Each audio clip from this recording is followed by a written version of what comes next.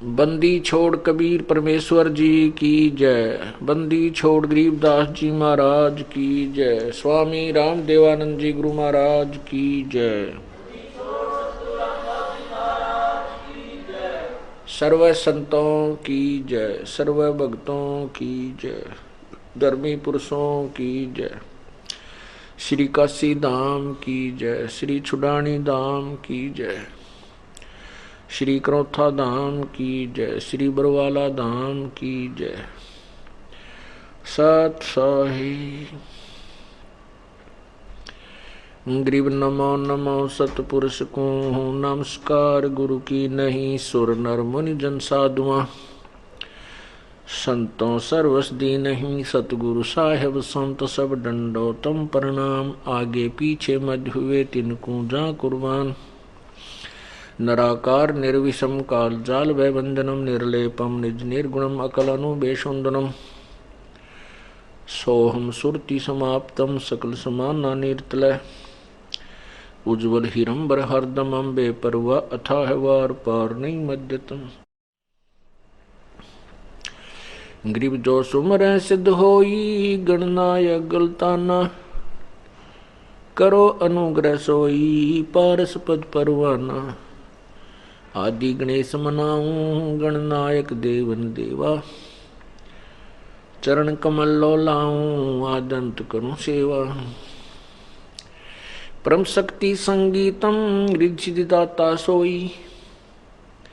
अवगत गुण अतीतम सत्पुरुष निर्मोही। जगदम्बा जगदीशम मंगल रूप मुरारी। तन मन अर्पों शीशम भक्ति मुक्ति भंडारी। सुर नर मुनि जन ध्यावे ब्रह्मा विष्णु महेशा। शेष सहस मुख गावे पूजे आदि गणेशा। इंद्र कुबेर सरीखा वरुण धर्म राय ध्यावे। सुमृत जीवन जी का मन इच्छा फल पावे। 33 कोटि आधारा ध्यावे 88। उतरे भव जल पारा कट है यम की फांसी। 33 कोटि आधारा ध्यावे 88। उतरे भव जल पारा कट है यम की फांसी। सत्साही कर जोरूं विनती करूं। धरूं चरण पर शीश। गुरु राम देवानंद जी महाराज ने दियो नाम बख्शीश। कोटि कोटि सिजदा करूं। कोटि कोटि प्रणाम। चरण कमल में राखियो मैं। बंदी जाम गुलाम।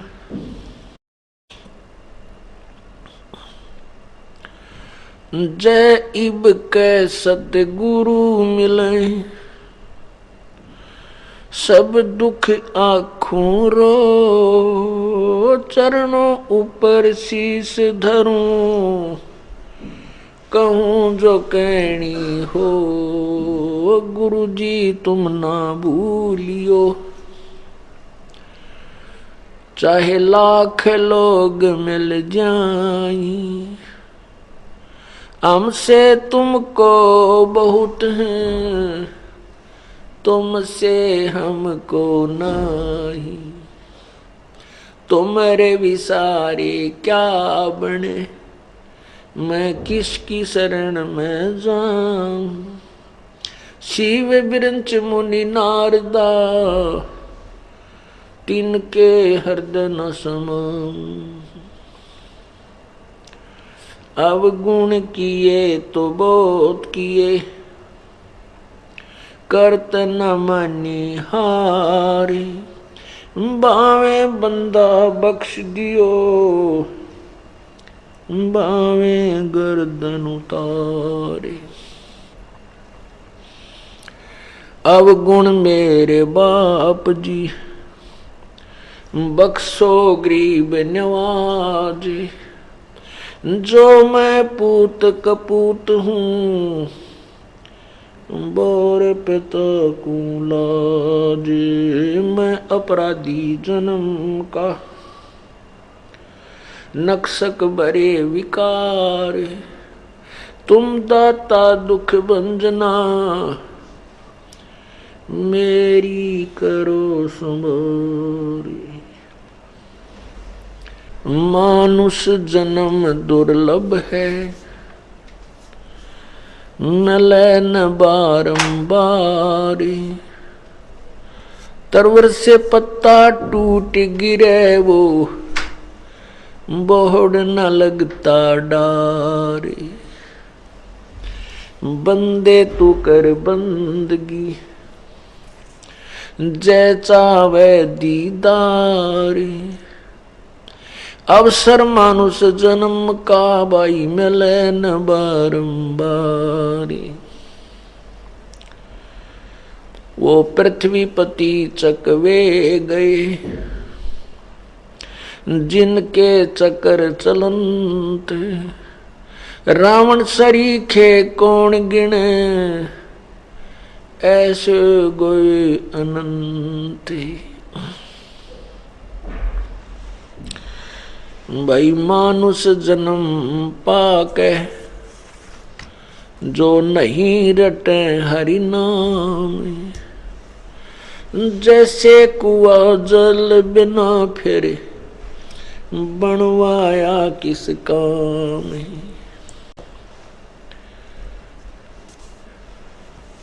कबीर लूट सको तो लूटियो, राम नाम की लूटी। पीछे फिर पछताओगे, प्राण जहांगे छूटे। नहीं भरोसा देही का, ये विनस जावे छिन माही। श्वास उश्वास में नाम जपो, और यतन कछु नाही। श्वास उश्वास में नाम जपो, व्यर्था श्वास मत खो। न जाने इस श्वास को, आमने हो कि न हो। कबीर आए हैं सो जाएंगे, ये राजा रंक फकीरी। एक सिंहासन चढ़ चले, एक बंधे जात जंजीरी।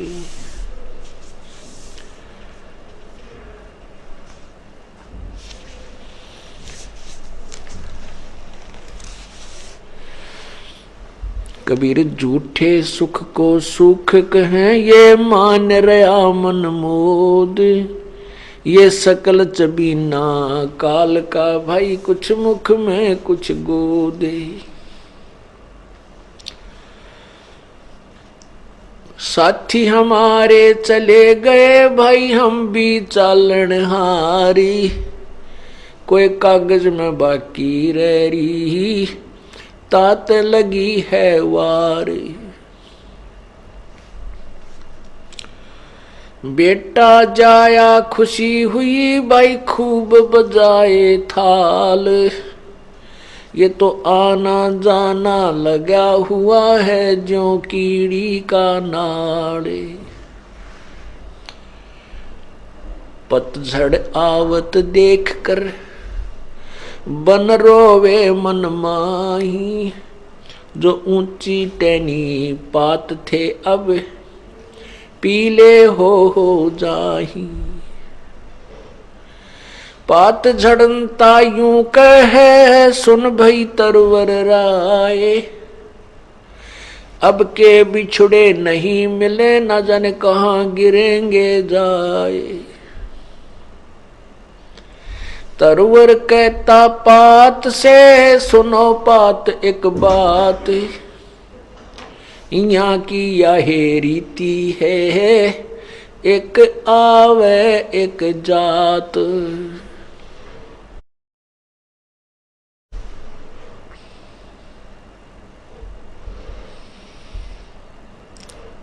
परमपिता परमात्मा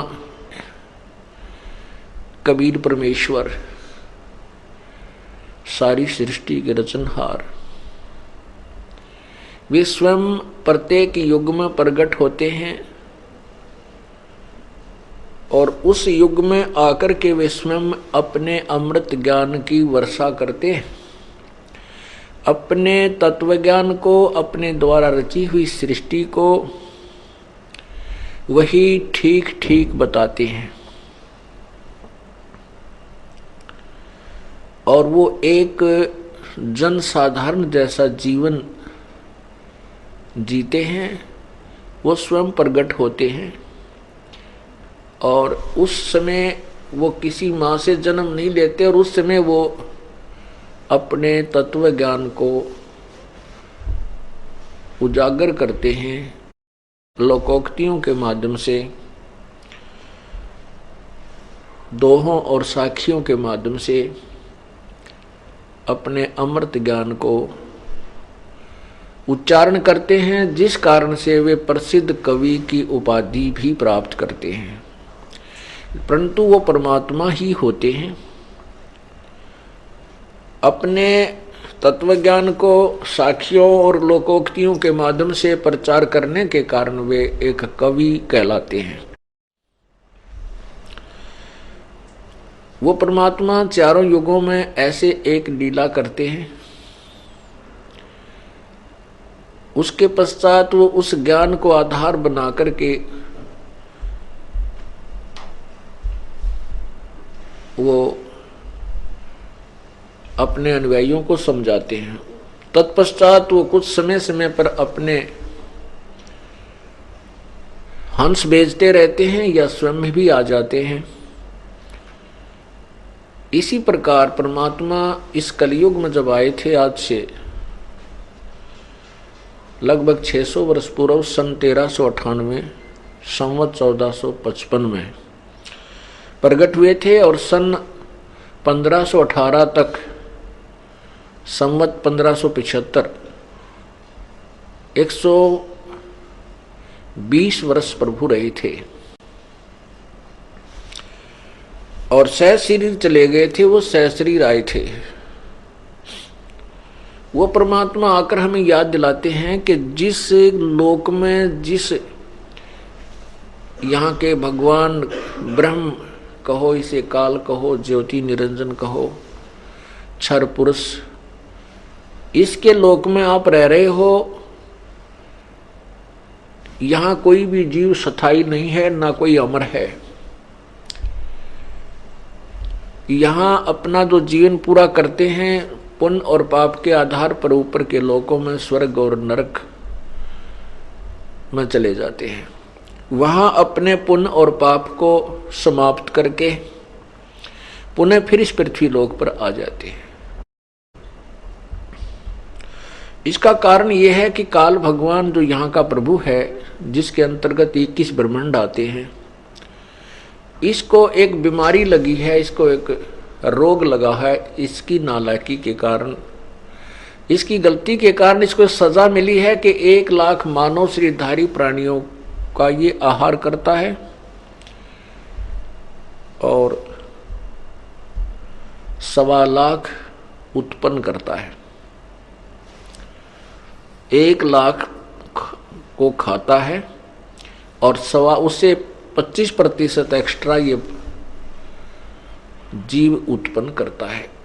उनको ठिकाने जो 25% एक्स्ट्रा आते हैं और जो अपने कर्म होकर के यहाँ से चले जाते हैं, प्रतिदिन 1 लाख उत्पन्न होती है मानव शरीरधारी और 25% एक्स्ट्रा।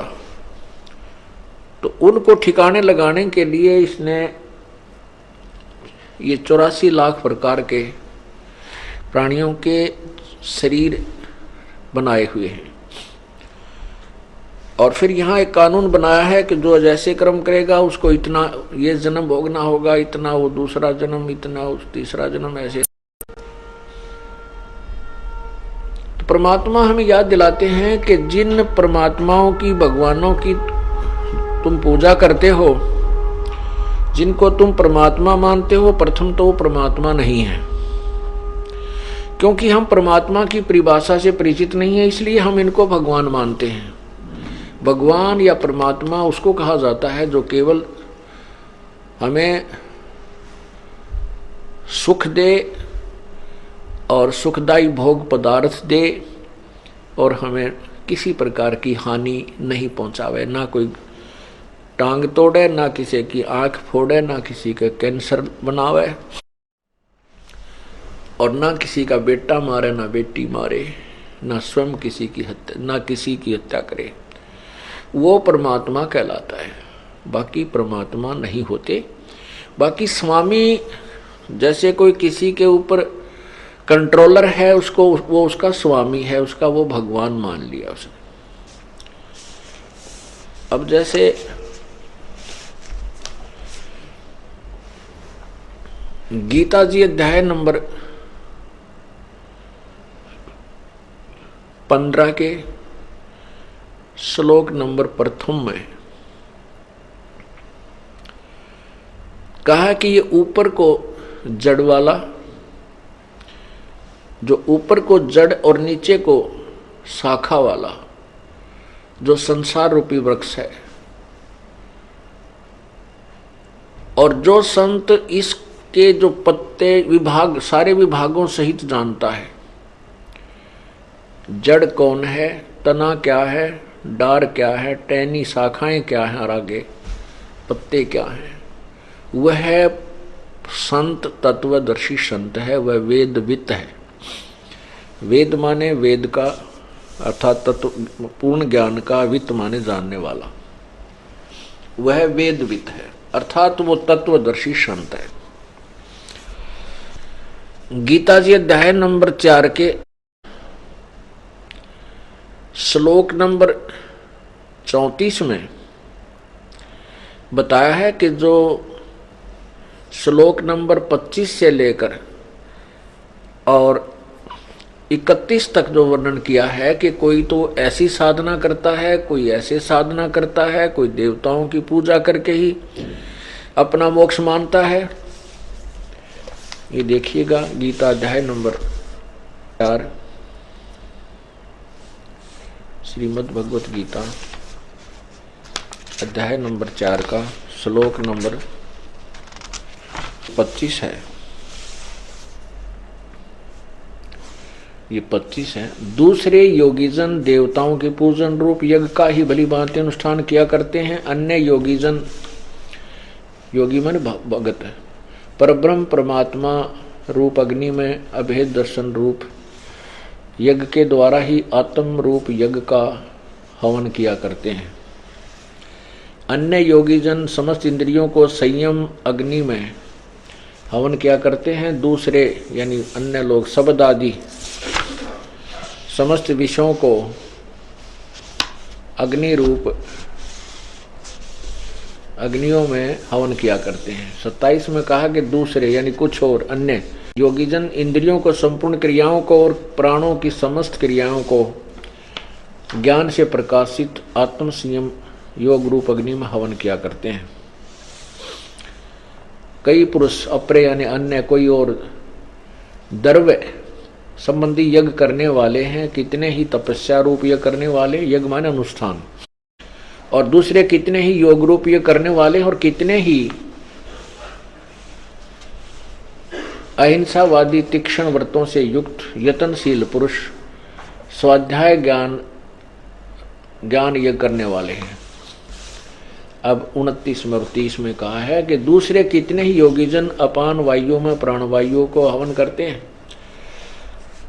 वैसे ही दूसरे योगीजन प्राण वायु में अपान वायु को हवन करते हैं। अन्य कितने ही नियमित आहार अल्पाहारी नियमित आहार यानी अल्पाहार करने वाले प्राणायाम प्राण पुरुष प्राण और अपान की गति को रोककर प्राणों में ही हवन किया करते हैं। ये सभी साधक यज्ञों द्वारा पापों का नाश कर देने वाले यज्ञों को जानने वाले हैं, यज्ञविद।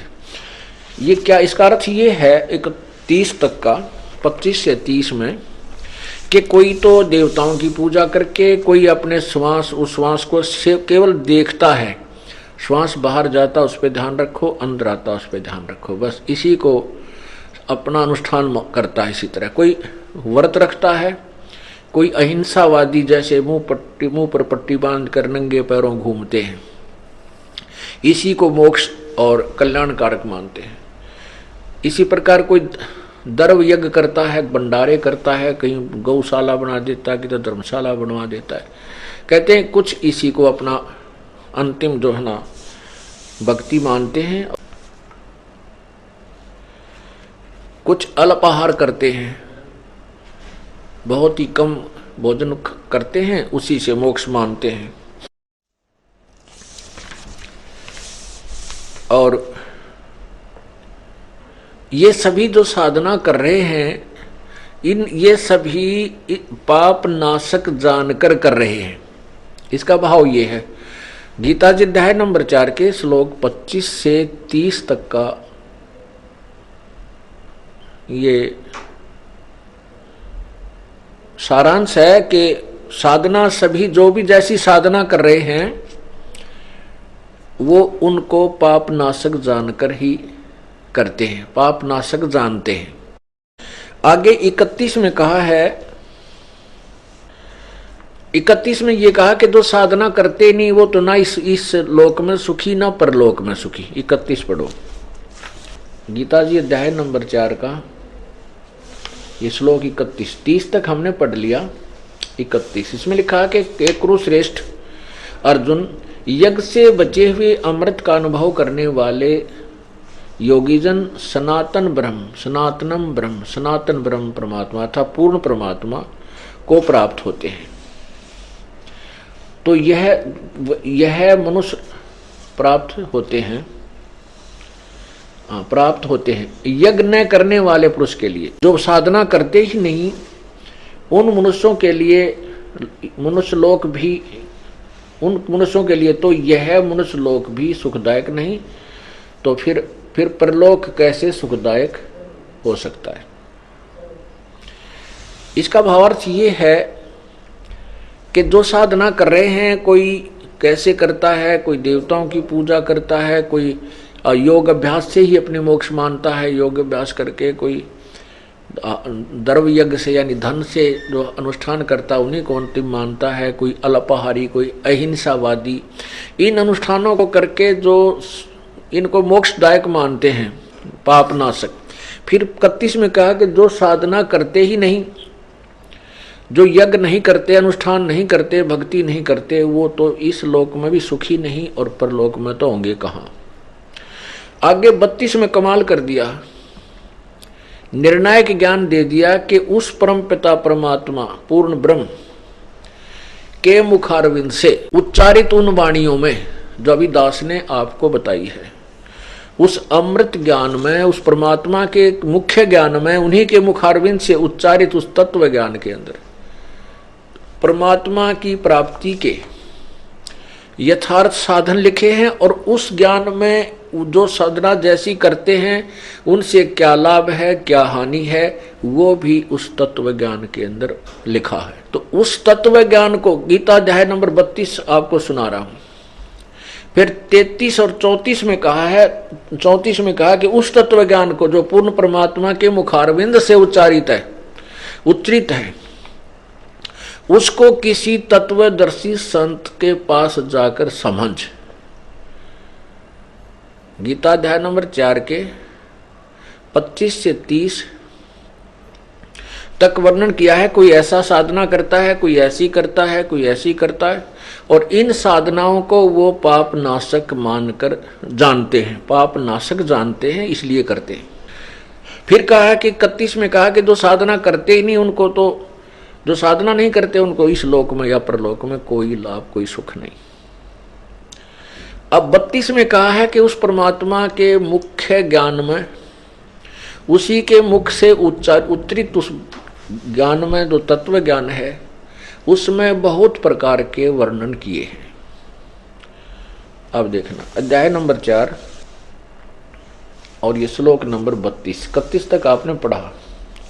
इस प्रकार और भी बहुत तरह के यज्ञ एवं बहुविधा इस प्रकार बहुत तरह के यज्ञ वेद की वाणी में, इन्होंने ब्राह्मण का अर्थ वेद कर दिया, वेद, ये गलत कर दिया।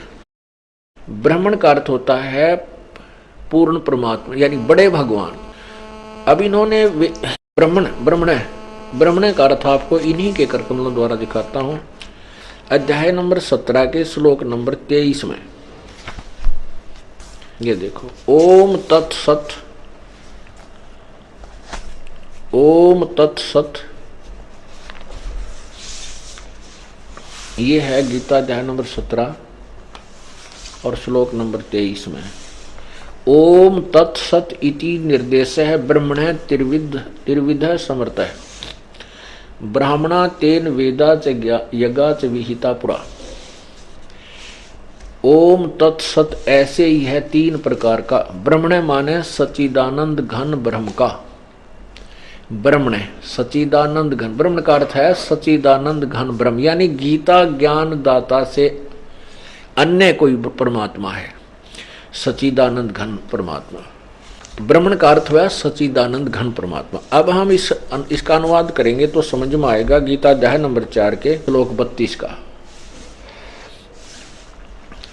इन्होंने क्या लिखा है, एवं बहुविधा यज्ञा विहिता ब्रह्मण मुखे, एवं बहुविधा यज्ञा वितता वितता ब्रह्मण मुखे, कर्मजान विधितान सर्वान एवं ज्ञात्वा विमोक्षसे।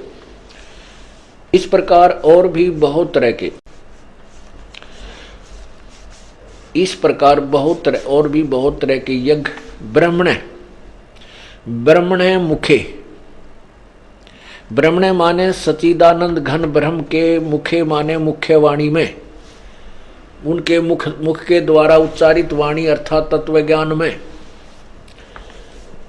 फिर देखो, इस प्रकार के बहुत तरह के यज्ञ यानी अनुष्ठान, परमात्मा भक्ति की विधि, बहुत तरह के यज्ञ वेद, यहाँ ब्रह्मण माने पूर्ण परमात्मा सच्चिदानंद घन ब्रह्म यानी सत्पुरुष पूर्ण परमात्मा के मुख्य ज्ञान, मुख के द्वारा उच्चारित उस वाणी में अर्थात तत्व ज्ञान में विस्तार से कहे गए। उन सब को तू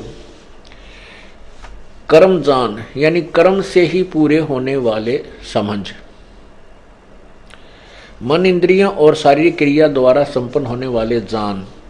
इस प्रकार तत्व से जानकर ज्ञातवा उनके अनुष्ठान द्वारा तू कर्म बंधन से सर्वथा मोक्ष से विमोक्ष से मुक्त हो जाएगा। अब 33 में क्या कहा है, 33 में ये कहा है कि सर्यान द्रव्यात यज्ञात ज्ञान यज्ञ परंतु सर्वम कर्म अखिलम पार्थ ज्ञाने परिसमाप्यते। कहने का भाव ये है कि तुझे ज्ञान हो जाएगा। ये सभी प्रकार के जो कर्म भिन्न भिन्न प्रकार के साधना जो करते हैं, जब तुझे तत्व ज्ञान हो जाएगा तो ज्ञान यज्ञ ये सर्वश्रेष्ठ है, उस द्रव्य यज्ञ से श्रेष्ठ है। द्रव्य यज्ञ माने जो तुम वैसे देखा देखी बगैर ज्ञान के किसी को दान दे देते हो, कहीं कुछ स्ट्रक्चर बनवा देते हो। कहते हैं उस तत्व ज्ञान को समझने के बाद फिर ये भिन्न भिन्न प्रकार के डले डोने तेरे बंद हो जाएंगे। इसमें सब प्रकार के कर्म समाप्त हो जाएंगे जो शास्त्र में तुम करते हो। इसका अर्थ ये बनता। इन्होंने अनुवाद किया है, हे परंतम अध्याय नंबर 4 का 33, ये 33 है। हे परंतम अर्जुन, द्रव्यमय यज्ञ की अपेक्षा ज्ञान यज्ञ अत्यंत श्रेष्ठ है और यावन मात्र यानी संपूर्ण कर्म ज्ञान में समाप्त हो जाते हैं। अब 34 में देखो, उस ज्ञान को, उस तत्व ज्ञान को, अब कौन से ज्ञान को, जो गीता अध्याय नंबर 4 मंत्र 33 में कहा है, 32 में कहा है कि वो पूर्ण परमात्मा के मुख से उच्चारित जो अमृत वाणी है अर्थात वो तत्व ज्ञान है, उसमें सब प्रकार का भिन्न भिन्न प्रकार से सब ज्ञान कहा है। और फिर 33 में ये कहा कि उस द्रव्य ज्ञान से यानी देखम देखा बगैर ज्ञान के कित दान करते धर्मादि द्रव्य देते, धन देने से ये ज्ञान यज्ञ श्रेष्ठ है, तो ज्ञान समझ। तो अब 34 में कहा कि उस ज्ञान को जो गीता अध्याय नंबर 4 के 32 में आपको बताया है कि परमात्मा के मुख्य ज्ञान में और उन्हीं के मुखारविंद से उच्चारण हुआ जो ज्ञान है, उस ज्ञान को तू तत्वदर्शी संतों के पास जाकर सुन। क्योंकि अपना ज्ञान तो गीता में दे ही रहा है। गीता ज्ञान दाता जो उसको ज्ञान है जो बताना चाहता वो तो गीता में उसने वर्णन कर ही दिया। अब कहा कि उस तत्व ज्ञान को जिसमें संपूर्ण विस्तृत ज्ञान दिया हुआ है, उस तत्व ज्ञान को किसी तत्वदर्शी संतों के पास जा। अब देखो गीता अध्याय नंबर 4 के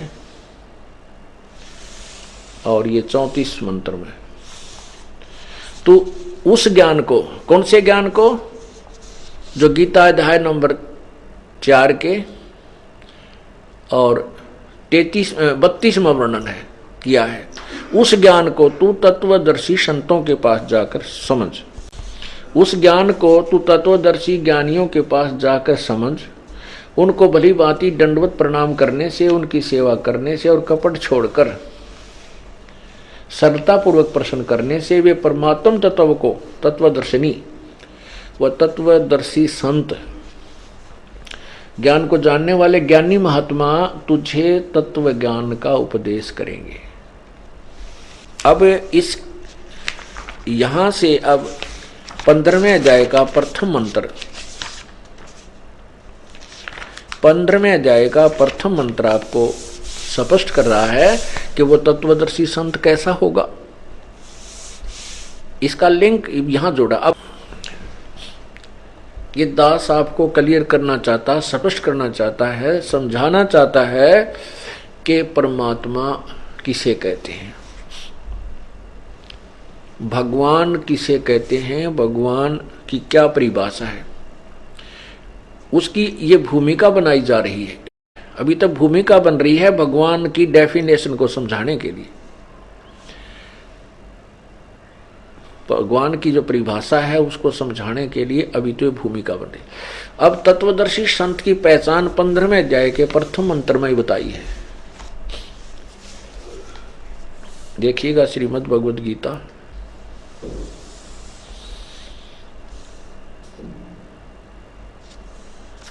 और इसके अध्याय नंबर 15 अथ पंच 10 अध्याय 15वां अध्याय।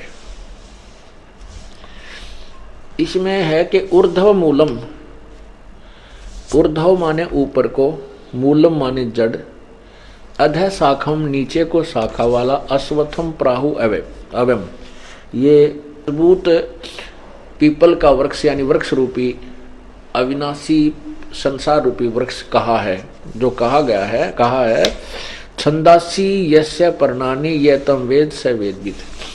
छंद माने टुकड़े, विभाग सहित जिसके पत्ते आदि हैं वो ये तम वेद स वेदविद, जो उसको जानता है, स वेदविद वह तत्वदर्शी संत है, वह वेद के तात्पर्य को सही जानता है। ये देखना इन्होंने अनुवाद किया आदि पुरुष परमेश्वर मूल वाले। भावार्थ इनका ये ठीक है, ये कहना चाहते हैं कि ऊपर को जड़ है वो तो पूर्ण परमात्मा आदि पुरुष परमेश्वर समझो, और नीचे को शाखा तीनों गुण रूपी रजगुण ब्रह्मा, सतगुण विष्णु, तमगुण शिवजी रूपी शाखाएं हैं। ये देखना आदि पुरुष परमेश्वर मूल वाले, अधः शाखम, अधः का अर्थ इन्होंने ब्रह्मा रूप मुख शाखा वाले लिख दिया, नहीं, अधः माने नीचे होता है। ये देखो इन्होंने खुद किया है, अधः माने नीचे, अधः माने नीचे। कौन से में? दूसरे ही मंत्र में, ये 15वें अध्याय के दूसरे ही मंत्र में इन्होंने अधः 2 बार लिखा इसमें, इसका यहां अनुवाद किया है, अधः माने नीचे और अधः माने नीचे। तो यहां हम इसके अनुसार अनुवाद करें, क्योंकि तो विचलित थे ये अनुवाद करता है, इनको पूर्ण ज्ञान नहीं था। ऊर्ध्व मूलम अधः शाखम, ऊपर को आदि पुरुष परमेश्वर मूल वाले, ये ठीक है। पूर्ण परमात्मा तो ऊपर को जो जड़ है वो तो पूर्ण परमात्मा समझो इस संसार रूपी वृक्ष के। अधः शाखम, नीचे को शाखा वाला। अब ये आपको समझ में आएगा इससे, ये चित्र देखें, ये है उल्टा लटका हुआ संसार रूपी वृक्ष, ये सारा।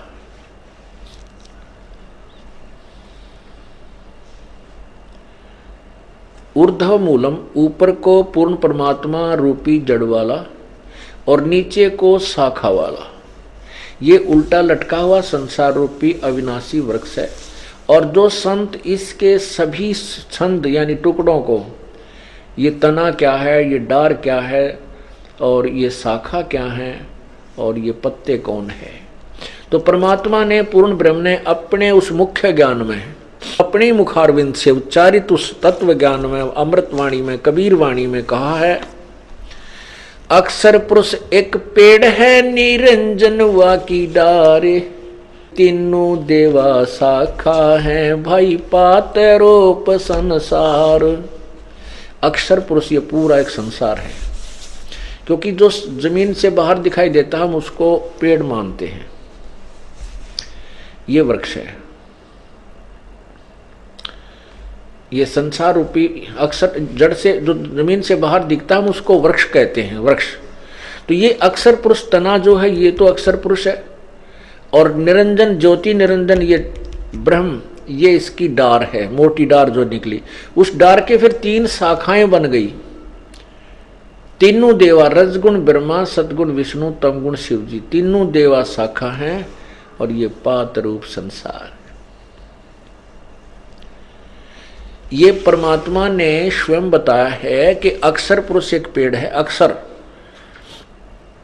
क्षर पुरुष और अक्षर पुरुष, ये अक्षर पुरुष है, ये क्षर पुरुष है, और ये तीनों देवा, रजगुण ब्रह्मा, सतगुण विष्णु, तमगुण शिव जी रूपी शाखाएं हैं, और ये पात रूप संसार है। तो पर ये जो ऊपर है ये मूल जो है ये पूर्ण परमात्मा है, इसको परम अक्षर ब्रह्म भी बोलते हैं, परम अक्षर ब्रह्म। और ये क्षर ब्रह्म, ये अक्षर, ये परम अक्षर ब्रह्म, ये अक्षर ब्रह्म यानी अक्षर पुरुष, पर ब्रह्म भी कहते हैं, ये क्षर पुरुष, क्षर ब्रह्म भी कहते हैं इसको। और ये तीनों रजगुण ब्रह्मा, सदगुण विष्णु, ये तीनों शाखा हैं। अब पर ये ज्ञान अब समझ में आएगा गीता जी वाला।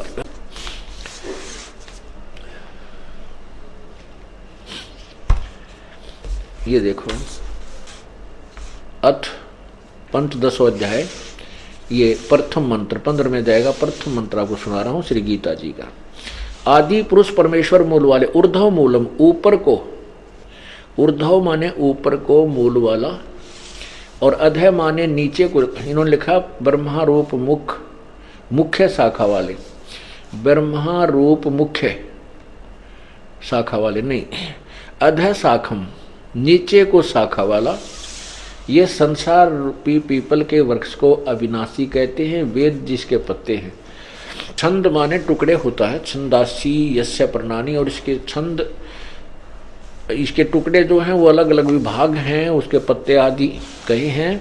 उस संसार वृक्ष को जो पुरुष, जो व्यक्ति मूल सहित जड़ से लेकर शाखाओं तक तत्व से जानता है, वह वेद के तात्पर्य को जानने वाला है। तम यह वेद, उसको जो जानता है, वेद माने जानना भी होता है, ज्ञान होता है। स वेदवित, उस वह वेद के तात्पर्य को, अर्थात वो तत्वदर्शी संत है जो इन पूरे संसार रूपी वृक्ष के विभाग सहित बता देता है कि ये तना कौन है, ये जड़ कौन है, ये तना कौन है, ये डार कौन है, और ये शाखाएं क्या है, पत्ते क्या है तत्वदर्शी संत है। ये गीता जी अध्याय नंबर 15 के मंत्र 1 ने स्पष्ट कर दिया तत्वदर्शी संत की पहचान क्या है। तो परमात्मा स्वयं ही ये संत बनते हैं, स्वयं ही भक्त बनते हैं, स्वयं ही दास बनते हैं, और स्वयं ही तत्वदर्शी संत की भूमिका करने आते हैं। और स्वयं ये परमात्मा तो होते ही होते हैं जो सर्व ब्रह्मांडों का संचालन कर रहे होते हैं। तो उन्होंने 600 वर्ष पहले प्रभु ने आकर के ये बताया था, जो दास आज आपको ये ज्ञान प्रभु का दिया हुआ आपके समक्ष प्रत्यक्ष कर रहा है, समझा रहा है, दिखा रहा है, और जिसकी गवाही हमारे सब सदग्रंथ दे रहे हैं, गीता जी, वेद, और जैसा भी अनुभव ऋषियों का था वो पुराण भी हमें इसका समर्थन दे रहे हैं, जो परमात्मा ने 600 वर्ष पहले आकर के अपने साधारण ज्ञान में वो जो सभी सदग्रंथों का ज्ञान समावेश किया हुआ है। अब इसमें आगे देखो, गीता अध्याय नंबर 15 का अंतर 2 देखो, श्लोक 2, ये 2, उस वृक्ष की तीनों गुण रूप जल से बड़ी हुई नहीं, तीनों गुण रूप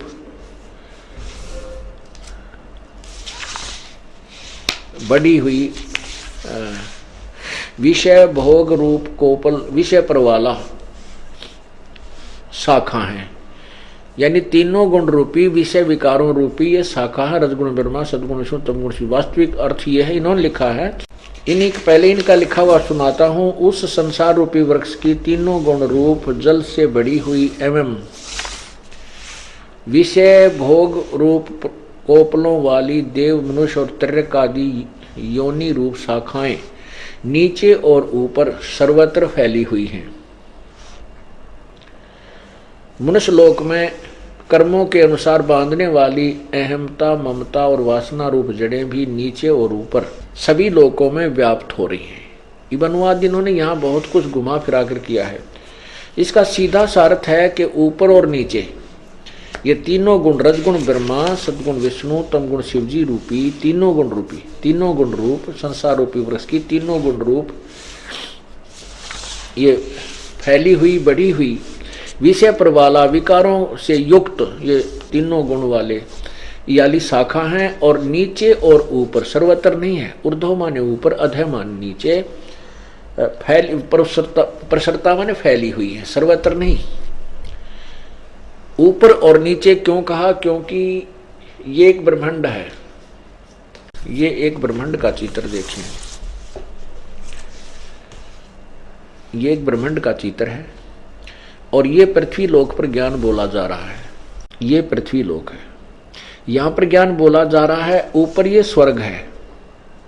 इस ब्रह्मा विष्णु महेश, रजगुण ब्रह्मा, सदगुण विष्णु, तमगुण शिव जी यहाँ अपने अपनी राजधानी में बैठ करके इन तीन लोक के, पाताल लोक, पृथ्वी लोक और स्वर्ग लोक के प्राणियों को प्रभावित रखते हैं, कंट्रोल करते हैं।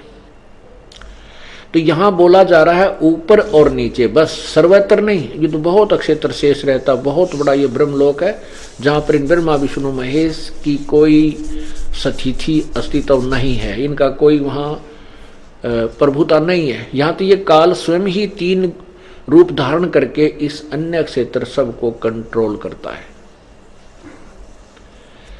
तो यहां ऊपर स्वर्ग में और नीचे पाताल में फैली हुई, सर्वत्र नहीं। क्योंकि गीता जी के अनुवादकर्ताओं का दृष्टिकोण श्री कृष्ण उर्फ विष्णु पर रहा। उन्हीं को सर्वशक्तिमान, सृष्टि रचनहार, अजर अमर अविनाशी मान करके श्री कृष्ण से द्वारा ही ये ज्ञान बोला गया, उन लोगों ने जाना, और उन्हीं को सुप्रीम पावर मान करके गीता जी के ज्ञान का अर्थों में अज्ञान कर डाला, अनर्थ कर डाला। अब तीन गुण, रजगुण ब्रह्मा, सदगुण विष्णु, तमगुण शिव जी हैं।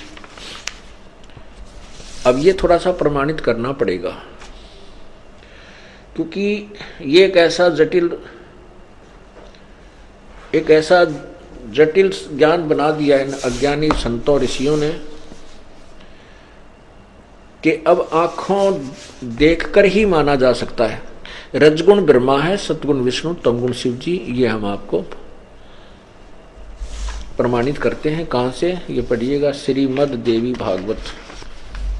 यह है अथ श्री देवी श्री अथ देवी भागवतम भाषा टीकम सहमातम खेमराज श्री कृष्ण चंद्र दास प्रकाशन बम्बई 4। इसके तीसरे स्कंद में ये देखिएगा, अथ श्री मद देवी भागवते भाषा टीका युक्ते तृतीय स्कंद है प्रारंभते। ये तीसरा स्कंद प्रारंभ होता है। यहाँ देखिएगा अध्याय 5 में भाषा टीका तृतीय अध्याय तृतीय स्कंद है अध्याय 5। इसमें अध्याय 5 में और श्लोक नंबर 7 में देखना, 8 में 7वां समाप्त हुआ। भगवान शंकर जी स्वयं स्वीकार कर रहे हैं, हे माता दुर्गा से कह रहे हैं, हे माता यदि हमारे ऊपर सदा आप दयायुक्त हो तो हमको तमोगुण किस प्रकार प्रदान किया है, ब्रह्मा रजोगुण और हरि सतोगुण।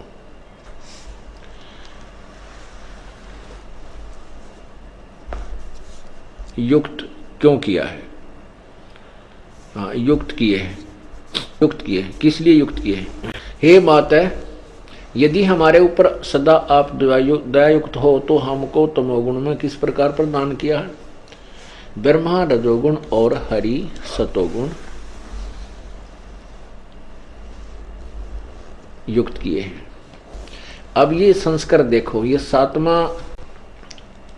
ये सातवां समाप्त हुआ। 8वां यहां से, यदि दाधर्मना न सदाम्बिके कथम है विहिता चाहे तमोगुण है। मुझे तमोगुण किस प्रकार बनाया है माता, कमलजय यानी कमल से उत्पन्न होने वाले ब्रह्मा को रजोगुण संभाव सुहिता किमु सतोगुण हरि, और इस विष्णु को आपने सतोगुण क्यों बनाया। इति सिद्धम रजगुण ब्रह्मा है, सतगुण विष्णु तमगुण शिव जी। अब ये देखिएगा गीता प्रेस गोरखपुर से प्रकाशित, इसमें प्रमाणित करते हैं। श्रीमद देवी भागवत सचित्र मोटा टाइप, संपादक हनुमान प्रसाद पोदार, चिमन लाल गोस्वामी। और इसके प्रकाशक कहाँ से हैं? प्रकाशक में मुद्रक है गीता प्रेस गोरखपुर, गोविंद भवन कार्यालय कोलकाता का संस्थान। ये इनके फोन नंबर हैं। इसके तीसरे स्कंद में और उसी 5वें अध्याय में अर्थात 123 पृष्ठ पर देखिएगा, विष्णु जी कह रहे हैं कि हम नाशवान हैं, अविनाशी नहीं है। ये पृष्ठ नंबर 123 और तीसरा स्कंद। विष्णु जी दुर्गा की महिमा गाते हैं और अपनी स्थिति उनके सामने यथार्थ बता रहे हैं। तुम शुद्ध स्वरूपा हो, यह संसार सारा संसार तुम ही से उद्भासित हो रहा है। मैं ब्रह्मा और शंकर हम सभी तुम्हारी कृपा से विद्यमान हैं। हमारा आविर्भाव माने जन्म और तिरोभाव माने मृत्यु हुआ करता है। केवल तुम ही नित्य हो, जगत जननी हो, प्रकृति और सनातनी देवी हो। ये प्रकृति शब्द याद रखो, दुर्गा की का ही नाम है प्रकृति। अब शंकर भगवान कह रहा है, भगवान शंकर बोले, देवी यदि महाभाग विष्णु तुम्ही से प्रकट हुए हैं तो उनके बाद उत्पन्न होने वाले ब्रह्मा भी तुम्हारे ही बालक हुए। फिर मैं तमोगुणी लीला करने वाला शंकर क्या तुम्हारी संतान नहीं हुआ, अर्थात मुझे भी उत्पन्न करने वाली तुम ही हो। आगे इसी में नीचे देखो 123 पृष्ठ पे, इस संसार की सृष्टि सचिथि और संहार करने में तुम्हारे गुण सदा समर्थ हैं। इन्हीं तीनों गुणों से उत्पन्न हम ब्रह्मा विष्णु और शंकर नियमानुसार कार्य में तत्पर रहते हैं। ये सिद्ध हुआ कि एक तो प्रकृति दुर्गा को कहते हैं,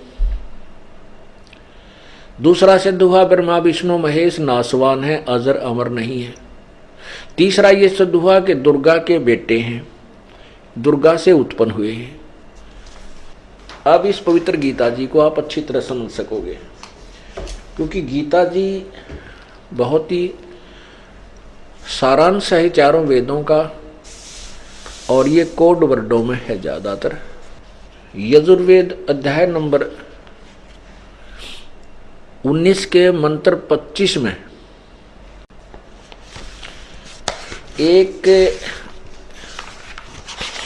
एक पॉइंट को, एक स्टेप को क्लियर करने के लिए ना जाने कितने प्रमाणों की आवश्यकता पड़ती है। अब आपको ये बताते हैं कि वेदों में भी प्रमाण किया हुआ है कि जो संत वेदों यानी सदग्रंथों के जो अधूरे वाक्यों को, जो कोड वर्डों को विस्तृत से समझाता है, वह तत्वदर्शी संत और जगत का उपकारक संत होता है। 19 के 25 मंत्र में लिखा है यजुर्वेद में कि जो संत आधे कोड वर्डों में जो एक अक्षर जो होते हैं, अक्षर छोटे छोटे, उनको विस्तार से समझाता है, वह वेदवित है, वो संसार का उपकारक संत होता है। तो इस प्रकार जैसे ये कोड वर्ड हैं, हमने आपको समझा रहे हैं कि रजगुण ब्रह्मा है, सतगुण विष्णु, तमगुण शिव जी और प्रकृति दुर्गा को। गीता जी में कोड वर्ड ज्यादा हैं। अभी अध्याय नंबर 14 के मंत्र 3, 4, 5 में ये स्पष्ट हो जाता है कि रजगुण ब्रह्मा, सतगुण विष्णु, तमगुण शिव जी ये प्रकृति यानी दुर्गा से उत्पन्न हुए हैं। और यही पुराण बता रहे हैं, यही गीता जी प्रत्यक्ष कर रही है, स्पष्ट कर रही है। अध्याय नंबर 14 का ये देखिए, अध्याय नंबर 14 और ये देखिएगा मंत्र नंबर 3, 4, 5 आपको सुनाते हैं। हे अर्जुन, मेरी महत ब्रह्म रूप मूल प्रकृति सभी संपूर्ण भूतों यानी प्राणियों की योनि अर्थात गर्भाधान स्थान है, और मैं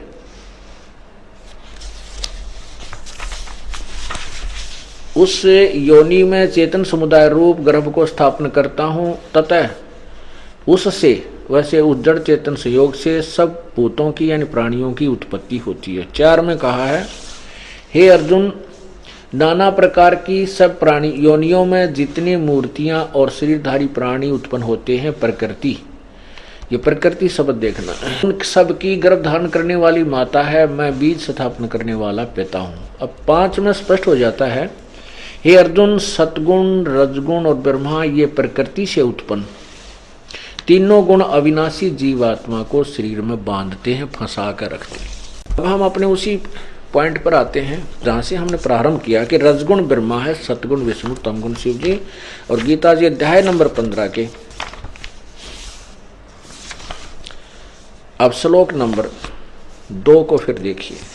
अध्याय नंबर 15 का अब ये दूसरा श्लोक ठीक समझ में आ जाएगा।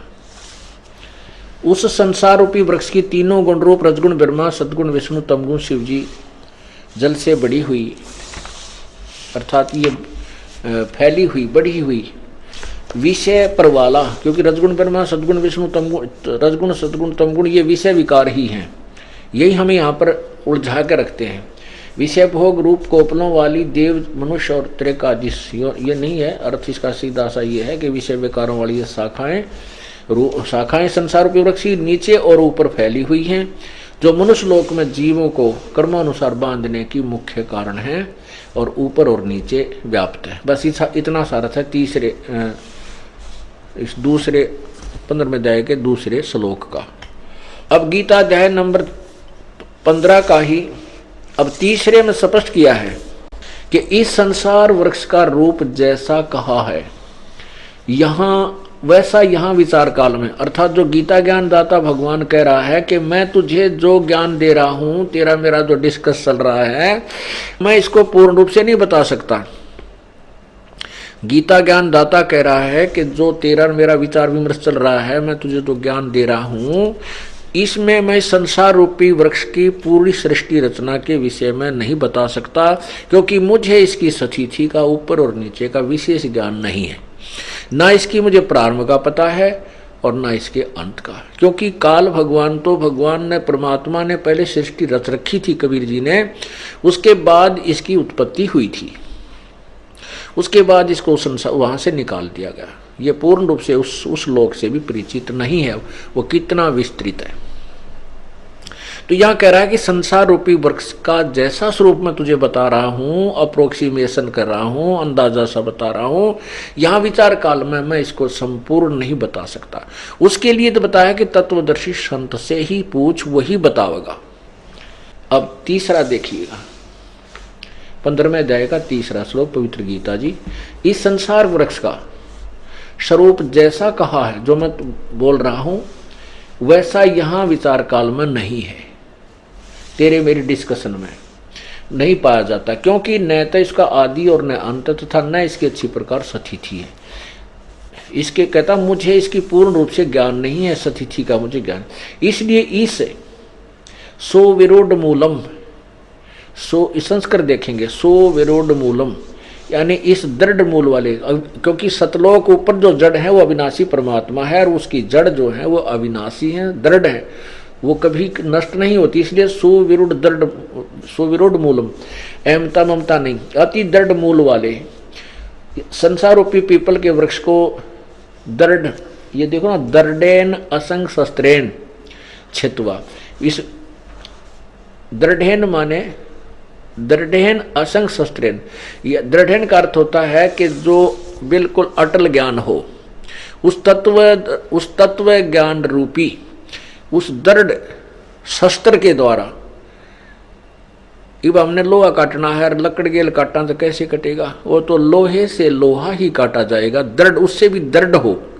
तो ऐसे इस उलझी हुई संसार सृष्टि तत्व ज्ञान रूपी आध्यात्मिक ज्ञान रूपी उलझी हुई गुत्थी को इस संसार इस दृढ़ शस्त्र के द्वारा, तत्व ज्ञान रूपी शस्त्र से इसको काट के इनको, यानी तत्वदर्शी संत के पास जाकर इस उलझी हुई गुत्थी को समझकर उसके पश्चात, अब देखो 15वें अध्याय का चौथा श्लोक इससे लिंक होता है तीसरे से, ये देखिएगा, ये संबंधित है ये चौथा श्लोक। उसके पश्चात यानी तत्व ज्ञान को समझने के पश्चात, तत्व ज्ञान उस तत्वदर्शी संत से प्राप्त करने के पश्चात उस परम पद तत्पदम, उससे परमेश्वर के परम पद होना चाहिए, उस परम पद रूप परमेश्वर को भली भांति खोजना चाहिए, जिसमें गए हुए पुरुष फिर लौटकर संसार में नहीं आते, और जिस परमेश्वर से पुरातन संसार रूपी वृक्ष की प्रवृत्ति विस्तार को प्राप्त हुई, अर्थात जिसने संसार रूपी वृक्ष की सृष्टि की रचना की है, जिस परमात्मा ने, उसी आदि पुरुष नारायण की मैं शरण हूं। गीता ज्ञानदाता कहता मैं भी उसी की शरण में हूं। इस प्रकार दृढ़ निश्चय करके उस परमेश्वर का मनन और निधिध्यासन करना चाहिए। अब गीता ज्ञानदाता ने कहा है कि तत्वदर्शी संत कैसा है, वो क्या विशेषण है उसके, और फिर जब तत्वदर्शी संत मिल जावे, तत्व ज्ञान तुझे हो जावे, उस तत्व ज्ञान से पूर्ण रूप से समझकर उसके पश्चात उस परम पद, उस परमेश्वर के परम पद की खोज करनी चाहिए, उस सतलोक की, के जहां जाने के बाद फिर साधक कभी जन्म मृत्यु में नहीं आता। अपनी सतिथि बताते हुए गीता ज्ञानदाता चौथे अध्याय के 5वें श्लोक और 9वें श्लोक में और दूसरे अध्याय के 12वें श्लोक में स्पष्ट करता है अपनी सती जी के, मैं नाशवान हूं, मेरा जन्म मृत्यु होता है और तू भी, लेकिन अविनाशी तो केवल एक ही परमात्मा है, वहीं हमने पहुंचना है इस सारे ज्ञान को समझकर। गीता अध्याय नंबर 2 श्लोक नंबर 12, न तो ऐसा ही है कि मैं किसी काल में नहीं था, गीता ज्ञानदाता कह रहा था, अथवा तू नहीं था, अथवा ये राजा लोग जो सामने सैनिक खड़े हैं, राजा खड़े नहीं थे, और न ऐसा ही है कि इससे आगे हम सब नहीं रहेंगे। क्या सिद्ध हुआ? गीता ज्ञानदाता कह रहा है कि अर्जुन तू, मैं और ये सामने जितने राजा लोग खड़े हैं, ये पहले भी जन्म में थे और आगे भी जन्म होता रहेगा अपना, और वर्तमान में भी है। हम अपना, तेरा मेरा और इन सभी का जन्म मृत्यु सदा बना रहेगा, हम अविनाशी नहीं हैं। चौथे अध्याय, अब इसी दूसरे अध्याय के 17वें श्लोक में कहा है दूसरे अध्याय का 17वें श्लोक में कहा है कि नाश रहित तो उसको जान जिससे ये संपूर्ण जगत दृश्य वर्ग व्याप्त है, अर्थात जिसने सारे संसार को रचा है। इस अविनाशी का विनाश करने में कोई समर्थ नहीं है, अर्थात कोई और है जो अविनाशी है, गीता ज्ञान दाता से भिन्न है। अब गीता अध्याय नंबर 4 के अब श्लोक नंबर 5 को देखें और 9 को देखें। गीता अध्याय नंबर 4 और ये 5वां श्लोक है।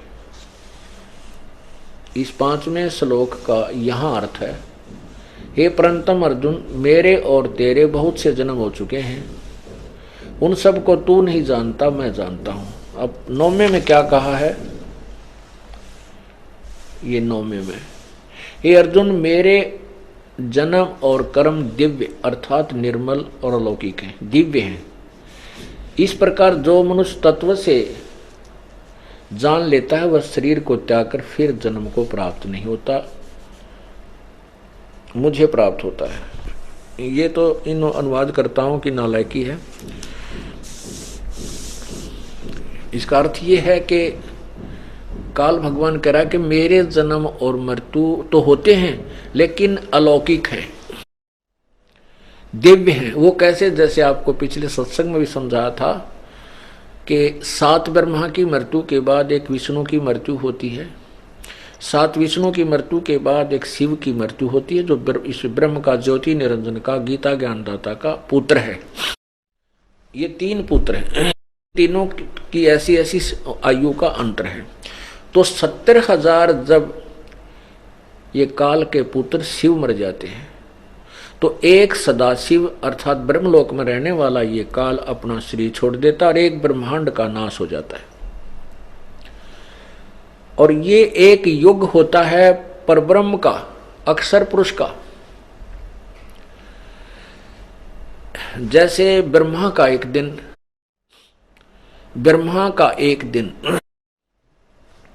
1008 चतुर्युग का होता है, उसको हम सीधा 1000 युग लेते हैं, चतुर्युग 1000 चतुर्युग लेते हैं।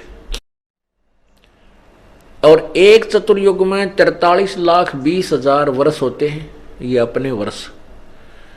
ये मानव के जो वर्ष हैं ये 43,20,000 एक चतुर्युग यानी 4 युग में, सतयुग, त्रेता, द्वापर और कलयुग, इन चारों में 43,20,000 वर्ष होते हैं। ऐसे 1008 चतुर्युग का ब्रह्मा का दिन, इतनी ही रात्रि, इसको हम लमसम लेते हैं। तो 1000 चतुर्युग का दिन, इतनी ही रात्रि, 30 दिन रात का एक महीना, 12 महीने का वर्ष और 100 वर्ष की ब्रह्मा की आयु, 100 वर्ष की। ऐसे 7 ब्रह्मा की मृत्यु के बाद एक विष्णु की मृत्यु, 7 विष्णु की मृत्यु के बाद फिर एक शिव की मृत्यु, ऐसे 70,000 शिव की मृत्यु के उपरांत एक ब्रह्मलोक में रहने वाला ये काल अपना शरीर, इसकी मृत्यु होती है ऑटोमेटिक।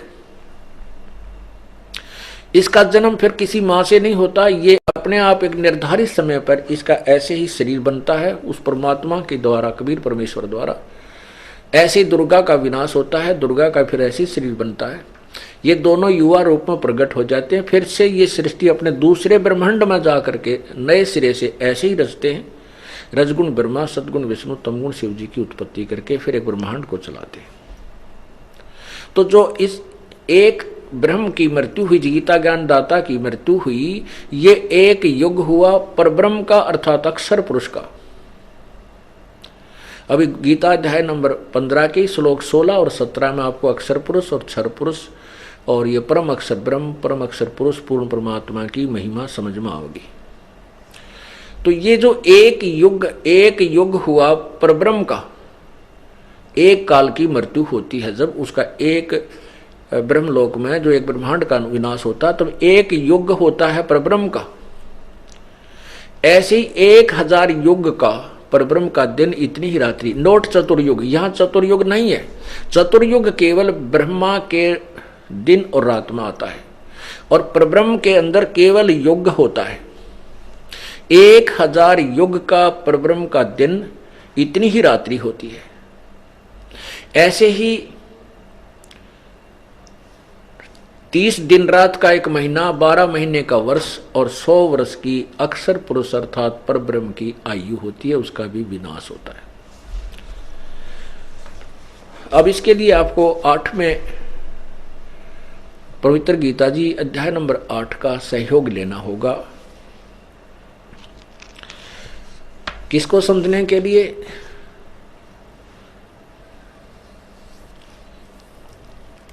ब्रह्म अक्षर पुरुष और परम अक्षर पुरुष, परम अक्षर ब्रह्म की सतिथि को समझने के लिए। गीता अध्याय नंबर 7 के मंत्र श्लोक नंबर 29 में कहा है कि हे अर्जुन, जो इस पूर्ण अखिल यानी पूर्ण ज्ञान को समझ लेता, तत्व ज्ञान को समझने के बाद फिर सभी आध्यात्मिक ज्ञान से परिचित हो जाता है और वो उस तत्ब्रह्म यानी उस परमात्मा को समझकर, तत्ब्रह्म को समझकर फिर जन्म मृत्यु से छूटने का ही प्रयत्न करता है। ये देखिएगा अध्याय नंबर 7 के ये श्लोक नंबर 29। जरा मरण मोक्षाय माम आश्रित्य यतन्ति ये ते ब्रह्म तत् विदु कृत्स्नम अध्यात्म कर्म च अखिलम। इसका क्या अर्थ है कि ये अनुवाद किया इन्होंने, जो मेरे शरण होकर, भावार्थ है कि गीता ज्ञान दाता कह रहा है कि मैं जो ज्ञान दे रहा हूं इसके आश्रित होकर के, यानी तत्वदर्शी संत से मिलने के बाद जरा मरण मोक्षाय जरा और मरण से छूटने के लिए यत्न करते हैं वे पुरुष, वो साधक तत्व ब्रह्म, तत्व माने उस, ब्रह्म माने परमात्मा को, इस तत्व माने उस ब्रह्म को और संपूर्ण अध्यात्म को तथा संपूर्ण कर्मों को जानते हैं।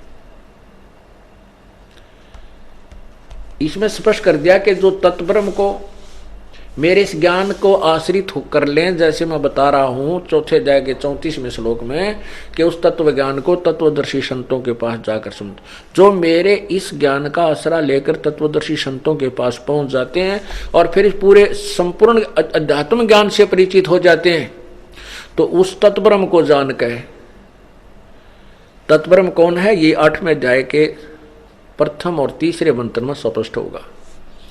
उन सब को जानकर फिर वो जन्म मृत्यु से ही छूटने का प्रयत्न करते, यहां की किसी वस्तु की इच्छा नहीं करते। ये देखना 8वां अध्याय अथ 8वां अध्याय। प्रथम अध्याय में कृष्ण अर्जुन ने पूछा कि हे पुरुषोत्तम किम तत्ब्रह्म, पुरुषोत्तम तत्ब्रह्म किम, हे पुरुषोत्तम वह ब्रह्म क्या है, तत्ब्रह्म क्या है, अध्यात्म क्या है, कर्म क्या है।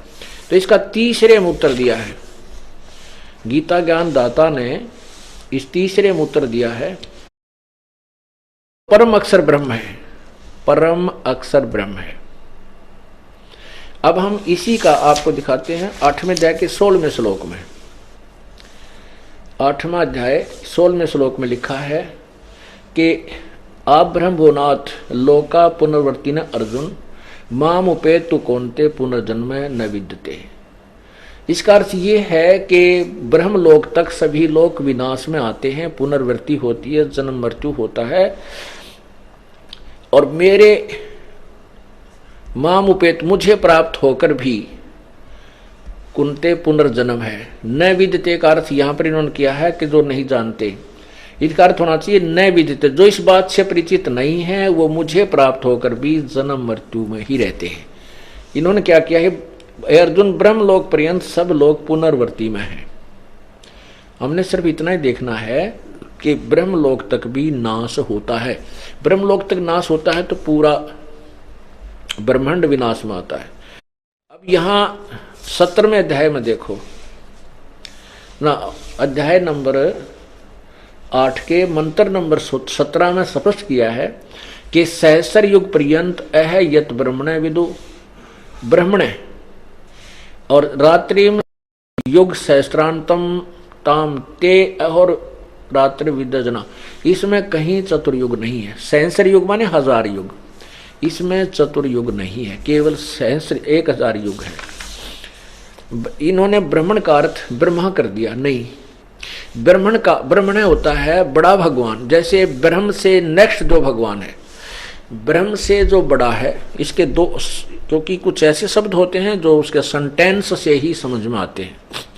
तो यहाँ जो सेंटेंस बनता है कि जो ब्रह्म से नेक्स्ट जो परमात्मा बड़ा भगवान है वो ब्रह्म है, उसका एक दिन, क्योंकि पूर्ण ब्रह्म का तो दिन रात का मतलब है नहीं, उसके वहां तो कोई दिन रात है ही नहीं, उसकी तो आयु से संबंध ही नहीं है। आयु जहां तक चल रही है, जिसका समय निर्धारित है, वो ब्रह्म और परब्रह्म तक ही, और नीचे के देवताओं का ही है, और हम मनुष्यों का। तो इससे ये निष्कर्ष निकल, ये ऐसे सुलझते हैं ये अर्थ। तो ये परब्रह्म का एक दिन 1000 युग का है, नोट चतुर्युग। इन बातों से हम निष्कर्ष निकालेंगे, क्योंकि गीता एक बहुत ही पवित्र सदग्रंथ है और इसमें बहुत ही गूढ़ ज्ञान है, और इस गूढ़ ज्ञान को समझने के लिए तत्वदर्शी संत की ही आवश्यकता पड़ती है, और बाकी इसका अनुवाद नहीं कर सकते। ठीक है, शब्दों का अनर्थ करके चाहे वो किसी तरह गढ़ दिया इन्होंने, और अभी तक जनसाधारण को मूर्ख भी खूब बना लिया, क्योंकि जनसाधारण को स्वयं ज्ञान नहीं था। अब टीचर गलत पढ़ाता है तो विद्यार्थी क्या समझे, 1 2 20 100 1000 लाख टीचर ही गलत पढ़ा रहे हैं किसी अध्याय को, तो विद्यार्थी सेट हो जाते हैं, चाहे वो भले ही गलत है। अब जो तत्व, जो सही टीचर आता है, फिर उसको ठीक कराता है, फिर उनके सामने प्रत्यक्ष करता है, तो वो उसको ठीक समझ लेते हैं। तो इसमें इस परब्रह्म का एक दिन 1000 युग का है, और इतनी ही रात्रि होती है। और कहते हैं जो इस प्रकार उस सब ज्ञान को समझता है, दिन रात को जानता है, वो सही ज्ञान का, यानी ज्ञान के जानने वाला है, इस काल के विषय में परिचित है। इसका अर्थ ये है। अब हम 15वें अध्याय पाते हैं और उसी प्रकरण पर आते हैं कि भगवान किसे कहते हैं। 15वें अध्याय का आपने चौथा श्लोक पढ़ा, और उसमें गीता ज्ञान दाता भी स्वयं कह रहा है कि उस तत्व ज्ञान की प्राप्ति के पश्चात उस परम पद, उस परमेश्वर के परम पद की खोज करनी चाहिए, जहां जाने के बाद फिर जन्म मृत्यु कभी नहीं होती, वो अविनाशी हो जाता है, उसका पूर्ण मोक्ष होता है। और यही गीता अध्याय नंबर 18 के श्लोक 46 और 62 में स्पष्ट किया है।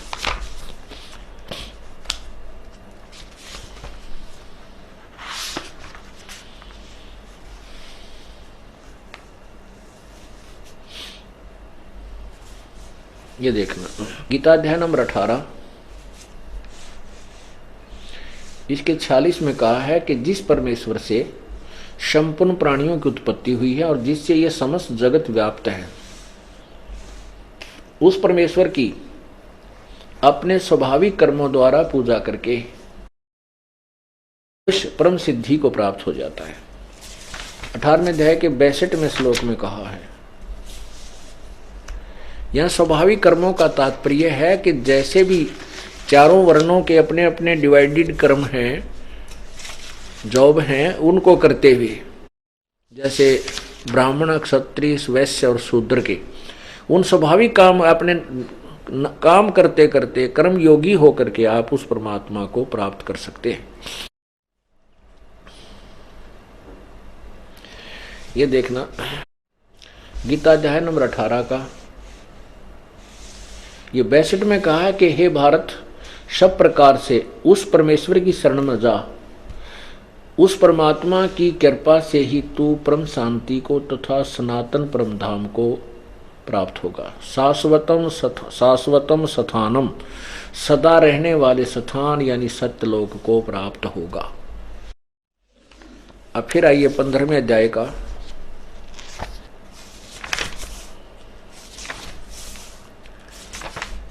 ये 15वें अध्याय का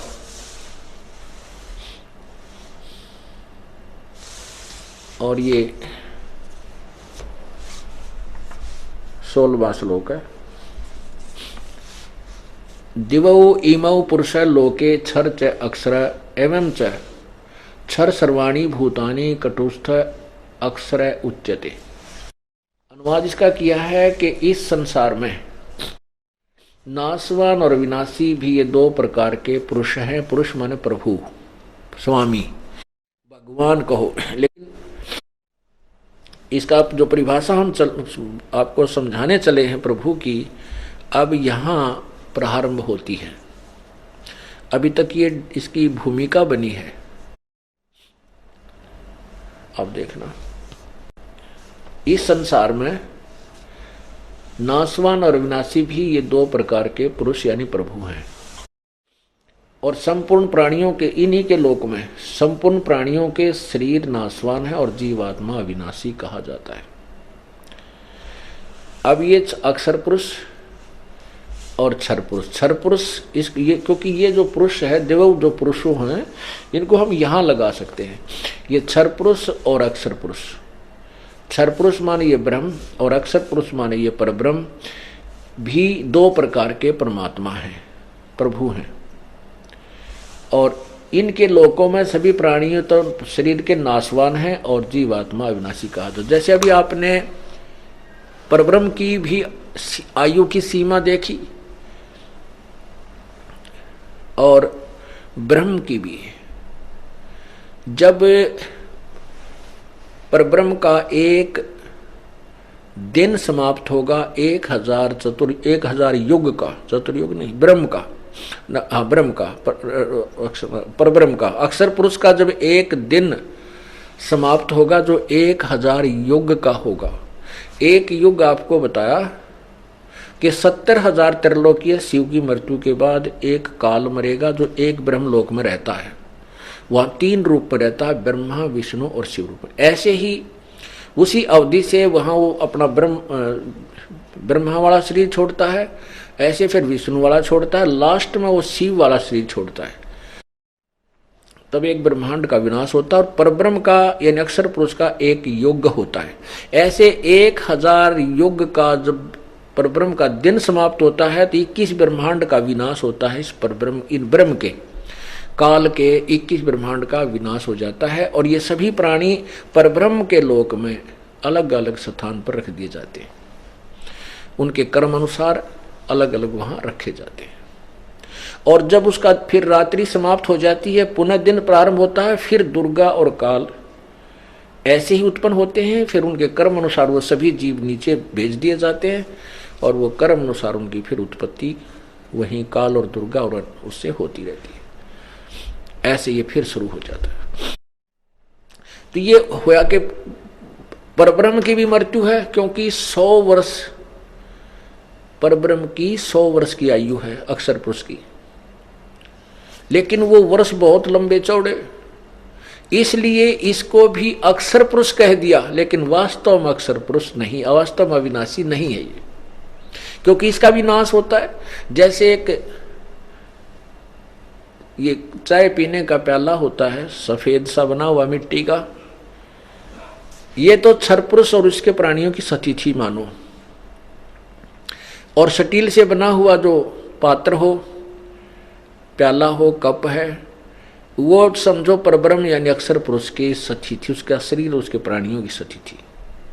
लेकिन स्टील को भी जंग लगेगा, अंत में इसका विनाश होगा। लेकिन उस मिट्टी, उस चीनी सफेद प्याले की तुलना में वो अविनाशी यानी काफी स्थायी नजर आता है भी। लेकिन वास्तव में अविनाशी नहीं। वास्तव में विनाशी जो है सोना है, गोल्ड है, धातु, इसका विनाश नहीं होता, इसको कोई जंग नहीं लगता। तो इसी प्रकार पूर्ण परमात्मा जो है वो वास्तव में अविनाशी है। और ब्रह्म यानी क्षर पुरुष, परब्रह्म यानी अक्षर पुरुष, ये नाशवान है। ये अक्षर पुरुष कहलाता है, अक्षर का अर्थ होता है अविनाशी, लेकिन ये वास्तव में विनाशी नहीं। यही गीता जी सिद्ध कर रही है। अब फिर देखो गीता अध्याय नंबर 15 के श्लोक 16 और 17 को, ये देखिएगा। ये 16वां श्लोक आप पढ़ रहे हो। दिवौ इमौ पुरुषौ लोके क्षर च अक्षर एवं च क्षर सर्वाणी भूतानि कटुष्ट अक्षर उच्यते। इस संसार में नाशवान और अविनाशी, ये क्षर पुरुष और अक्षर पुरुष, ये भी दो प्रकार के भगवान हैं। संपूर्ण प्राणियों के शरीर नाशवान है, जीवात्मा अविनाशी का। अब 17वां में स्पष्ट किया है कि उत्तम पुरुष है तू अन्य। उत्तम पुरुष यानी पुरुषोत्तम तो इन ऊपर वाले दोनों से भी कोई और ही है, और उसको परमात्मा कहा जाता है। वह वास्तव में परमात्मा कहा जाता है, परमात्मा इति उदाहरते। और यह लोग त्रयम् अविश्य विभर्ति अव्यय ईश्वर, अव्यय माने अविनाशी, अव्यय माने अविनाशी, वो अविनाशी प्रभु है, अविनाशी परमात्मा है, परमेश्वर है।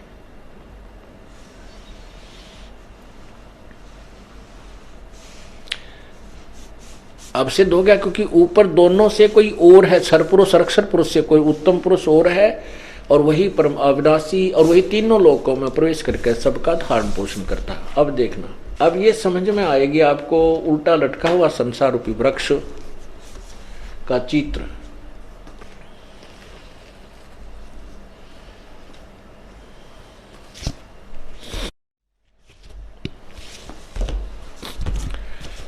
अब यहां ये जड़ है। अब देखना, उत्तम पुरुष है तो ये है परम अक्षर ब्रह्म, जो है वो परम अक्षर ब्रह्म है, और ये ऊपर को जड़ वाला ये पूर्ण परमात्मा है।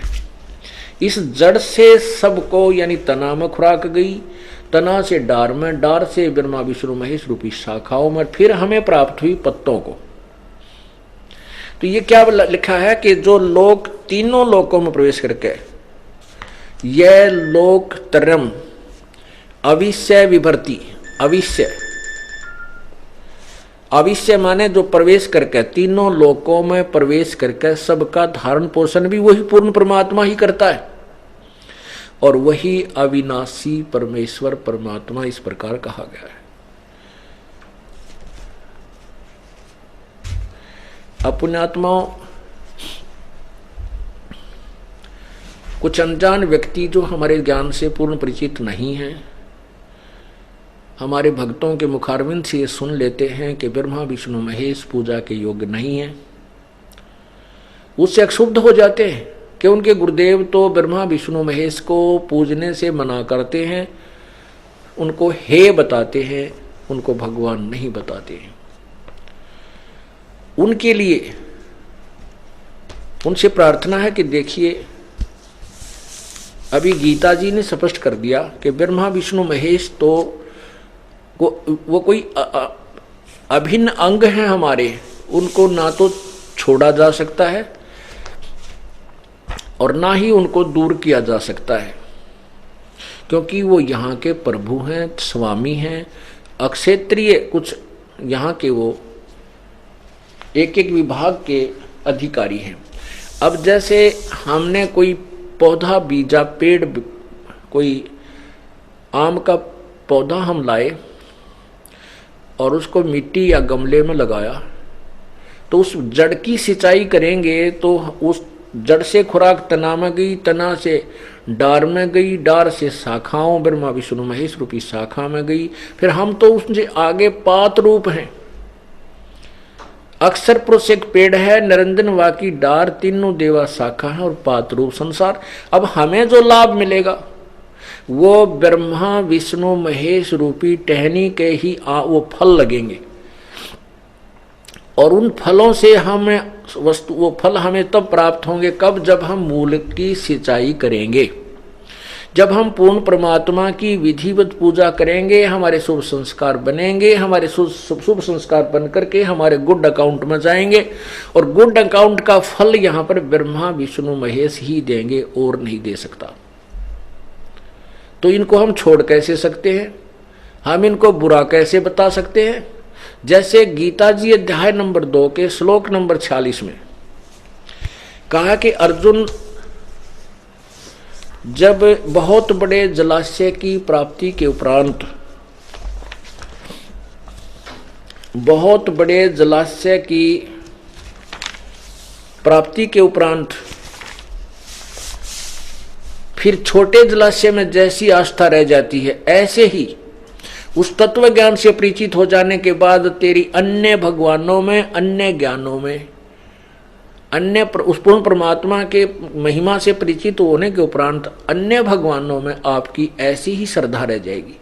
अब जैसे कोई पहले पुराने समय में तालाबों पर आश्रित थे, उसी से स्नान करते थे, उसी से पशु पालन करते थे, उसी से खेती करते थे, सिंचाई करते थे, और वो तालाब पर आश्रित होते थे, गांव का गांव, यानी 10-20 जैसी भी झोंपड़ियां उस समय होती थी। और कहते उनको फिर कोई ऐसा सरोवर मिल जाए जो बहुत लंबा चौड़ा हो, और जिस सरोवर पर वो आश्रित हैं वो वर्षा पर आश्रित है, 1 वर्ष 2 वर्ष वर्षा ना हो तो वो जल सूख जाए। जिस पर वो वर्तमान में आश्रित है वो ऐसी स्थिति है कि वो सरोवर, वो जोहड़, वो तालाब इतना है कि उसमें 1 वर्ष वर्षा ना हो तो वो समाप्त हो जाए और उसका जल खत्म हो जाए और उस पर आश्रित सभी भूखे प्यासे मर जाएं।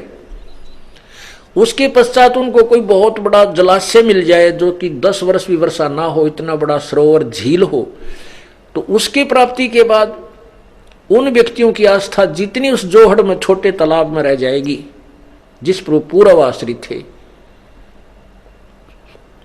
तो ऐसी ही पूर्ण ज्ञान प्राप्ति के उपरांत इन भगवानों में आस्था रह जाएगी। जैसे वो छोटा तालाब बुरा नहीं, लेकिन उनकी कैपेसिटी कम है, उसकी अक्षमता से परिचित हो गए कि ये तो 1 वर्ष काम चलाऊ है, और वो जो तालाब दूसरा मिल गया है जो बहुत बड़ा सरोवर है, 10 वर्ष भी वर्षा ना हो तो भी उसका पानी, जल समाप्त नहीं हो सकता। तो उसकी प्राप्ति के बाद वो अपने आप आस्था उस छोटे जोड़ तट का उसके ऊपर पहुंच जाएंगे। लेकिन वो बुरा नहीं, क्योंकि जल उसमें भी है, पहले वाले में भी है, लेकिन वो काम चलाऊ है, फिर उसकी तरफ विशेष आस्था बिल्कुल नहीं रहेगी। ऐसे ही गीता जी अध्याय नंबर 2 का, गीता अध्याय नंबर 2 श्लोक 46, सब ओर से परिपूर्ण जलाशय के प्राप्त हो जाने पर छोटे जलाशय में मनुष्य का जितना प्रयोजन रह जाता है, ब्रह्म को तत्व से जानने वाले ब्राह्मण का समस्त वेदों में उतना ही रह जाता है। अब इसका अर्थ यह है कि तत्व ज्ञानी पुरुष का जो पूर्ण ज्ञान हो जाता है तो अन्य भगवानों और उनके से मिलने वाले लाभ रूपी ज्ञान में इतनी ही आस्था रह जाती है। अब वो बुरे नहीं है। अब जैसे हमने कोई पौधा बीजा, ये देखिएगा, आम का पौधा लाए हम, ये पौधा पूरा, इसको हम लाए और इसकी जड़ को हमने मिट्टी या गमले में लगाया और जड़ की सिंचाई की, मूल की पूजा की, तो मूल से खुराक चली तना में, यानी अक्षर पुरुष में आई, अक्षर पुरुष से फिर ये डार इस काल ज्योति निरंजन क्षर पुरुष में आई, और यहाँ से खुराक फिर रजगुण ब्रह्मा सदगुण विष्णु रूपी इन टहनियों में पहुंची, यहाँ से खुराक जाकर के फिर इन टहनियों का फल लगे। लेकिन फल कब लगे? जब हमने मूल की सिंचाई की। अब हम क्या कहते हैं कि तुम उल्टा किए हुए हो, आप जी ऐसे कर रहे हो। देखना, आपने क्या किया है कि जड़ को त्याग दिया, जड़ को ऊपर को कर दिया और उल्टा पौधा बीज दिया। शास्त्र विरुद्ध, शास्त्र विधि विरुद्ध साधना कर रहे हो। तो आपने टहनियों को तो बीज दिया गमले में और इनकी पूजा सिंचाई कर रहे हो, इससे ये पूरा आपका भक्ति रूपी पौधा नष्ट हो गया, आपको कोई लाभ नहीं हो रहा।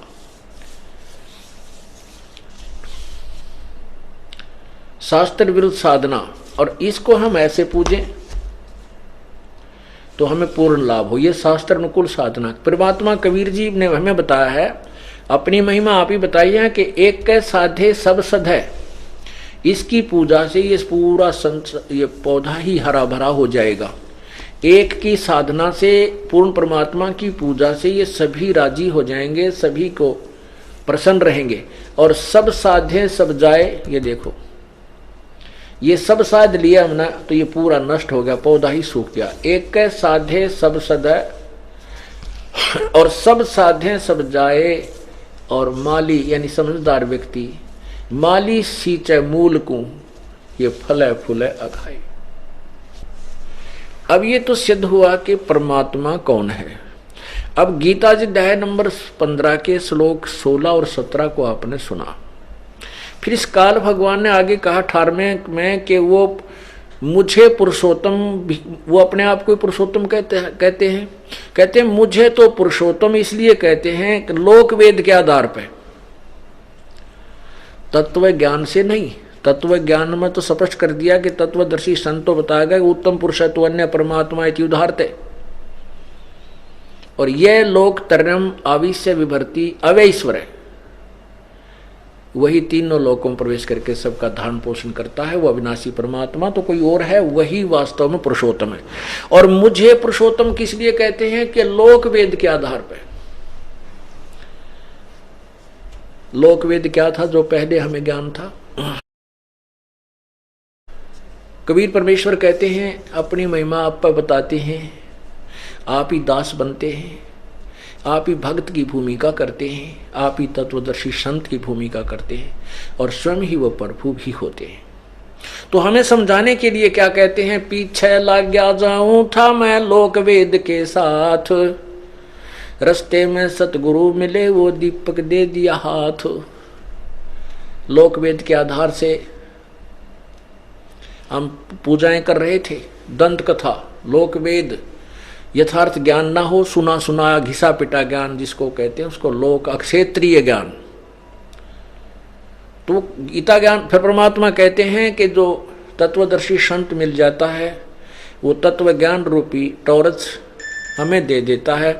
इस अज्ञान रूप अंधेरे को फिर हम उस तत्व ज्ञान रूपी टॉर्च से हटा करके सीधा रास्ता पकड़ लेते हैं।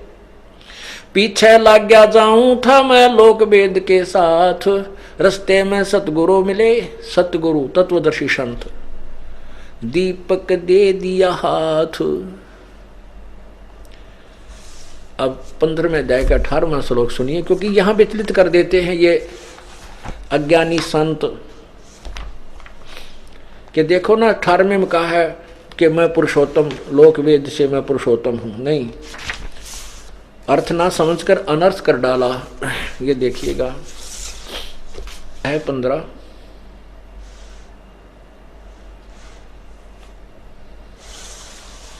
और ये 18 श्लोक इसका। क्योंकि ये देखो, यस्मात् क्षरम अतीत अहम अक्षरात् अपि च उत्तम, अतः अस्मि लोके वेदे च प्रथित पुरुषोत्तम।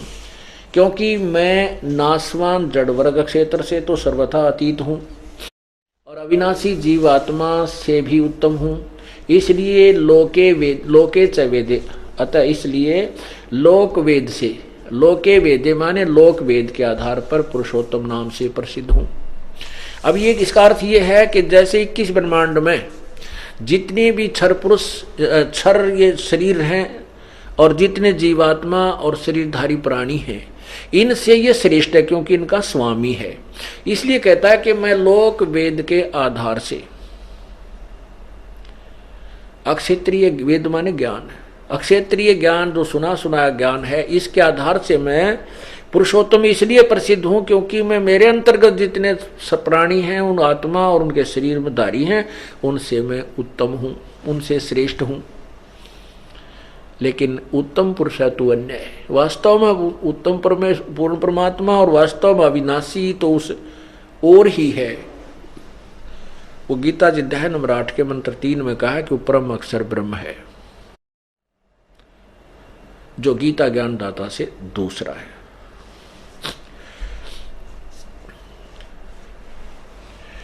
अब परमात्मा किसे कहते हैं? परमात्मा,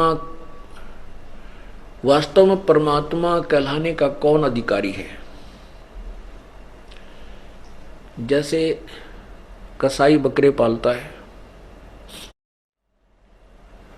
और उन बकरों के लिए, बकरी और बकरों के लिए वो क्या करता है कि अलग से एक व्यवस्था बनाता है, उनके ऊपर भी शेड झोंपड़ी डाल देता है, चारों तरफ एक ऊंची बाड़ बनाता है, उसकी बाउंड्री बनाता है, ताकि वो बकरे बाहर ना भाग जाएं और बाहर से कोई हिंसक प्राणी भी उनको हानि ना पहुंचा जावे, अपने आहार को वो सुरक्षित रखने के लिए।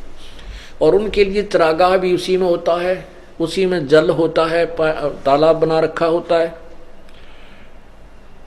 और वो जो कसाई होता है उन प्राणियों को, बकरों को खाने और पीने की पूरी सुविधा देता है, गर्मी सर्दी से बचाता है, उनको चारा डालता है, जल पिलाता है। तो वो अबोध प्राणी उसको अपना मालिक मान लेते हैं, अपना भगवान मानते हैं कि देखो हमें कितना आहार देता है, हमारी कितनी सुविधा का ध्यान रखता है। और जब वो कसाई आता है उन बकरों के पास, वो देखता है उनके हाथ ऐसे लगा लगा के, वो तो देखता है कि इसमें मांस कितना हो गया, ये कितने किलोग्राम का हो चुका है। और वो भोले प्राणी उसको अपना मालिक भगवान समझकर कि हमें कितने सुंदर आहार दे रहा है, ये हमारा भगवान है जो भोग्य पदार्थ प्रदान कराता है, उसको प्यार करते हैं और जिह्वा से चाटते हैं, ऐसे प्यार करते हैं, ऐसे लंबे पैर ऊपर फैलाकर प्यार देते हैं। वो तो उनको अपना प्यार देते हैं मालिक खुदा और भगवान समझकर, स्वामी समझकर, वो कितना जो है ना हमें सुविधा देता है, कितना अच्छा व्यक्ति है। और वो देखता है यो कै किलो का हो गया। इसी प्रकार जब उसको जरूरत होती है कि मान ले 20 बकरों की आवश्यकता पड़गी, तो उसमें डंडा लेकर के वो इन्होंने देखता है ये किसका बेटा और किसकी बेटी है, किसकी माँ और किसका बाप है, ऐसे हाँक लेता है, छांट लेता है 5, 10, 20 जितने चाहिए उनमें से, सैकड़ों हजारों में से, और उनको ले जा करके कड़च करवा देता है। ऐसे ही ये काल भगवान जो किसी ब्रह्मांड का मालिक है, जो ब्रह्मा विष्णु महेश का पूज्य पिताजी है, इसको श्राप लगा है 1 लाख मनुष्य शरीरधारी प्राणियों के सूक्ष्म शरीर से गंध निकाल कर खाने का। इसलिए इसने अपने तीनों पुत्रों को व्यवस्थक, यहाँ का प्रबंधक बना रखा है। ब्रह्मा, रजगुण ब्रह्मा को रजगुण युक्त कर दिया, जो प्राणियों से आपस में श्रेष्ठ जीव उत्पन्न करवाता है, बच्चे पैदा करवाता है, बाई फोर्स, जीव के बस का नहीं। और उसके बाद ब्रह्मा, ये विष्णु जी में सतोगुण है, सतोगुण से ये जीव एक दूसरे में मोहित रहते हैं, पिता पुत्र, बेटा बेटी में प्रेम, पति पत्नी में, बच्चों में, संपत्ति में, भाई बहन का, ये जीव के बस का नहीं कि इससे दूर हो सके। और तीसरा भगवान की अपनी लीला का पता ही है, तमोगुण भगवान शिव जी, ये मार डालता है, संहार करता है, और 1 लाख प्राणी प्रतिदिन ये काल खाता है। और इसने यहाँ पर कितनी सुंदर पृथ्वी, कितना निर्मल झरनों का जल, पवित्र गंगा जैसी दरिया, नीचे से भी मीठा स्रोत पानी का निकालता है, जैसे ट्यूबवेल वगैरह लगाए जाते हैं, ऊपर कितने सुंदर काजू किस्मत सेब संतरे फल आहार हमारे के लिए दिए रखा है। इस व्यवस्था को देखें तो ये हमें भगवान ने ऐसा दिखा जैसे भगवान ने पढ़ा है, तो कितनी सुविधा दे रखी है। लेकिन जब ये हमें मारता है, कोढ़ी करता है, गधे कुत्ते सुअर बनाता है, तो फिर ये भगवान जैसा नहीं लगता। अब पता लगा, क्योंकि हमारी आंखें बन गई, हमारी तत्व ज्ञान से तत्व ज्ञान अंदर की ज्ञान रूपी आंखें बन गई। अब हमें यह भगवान नजर नहीं आता। जैसे कसाई बकरे पालता है तो वो पहले दिशा लागा भगवान के साथ सारी सुविधा दे रहा है, लेकिन जब मारता है, खाता है, तो उसकी वास्तविकता का पता लगता है, तो वास्तव कसाई है। ऐसे ही विष्णु पुराण में इस काल के विषय में, महाविष्णु के विषय में लिखा है कि इस विष्णु का प्रथम रूप तो पुरुष जैसा है, भगवान जैसा है, लेकिन वास्तव में इसका परम रूप काल है, कसाई रूप है। अब देखिएगा विष्णु पुराण, दास नहीं कह रहा, ये अपने पुराण बता रहे हैं।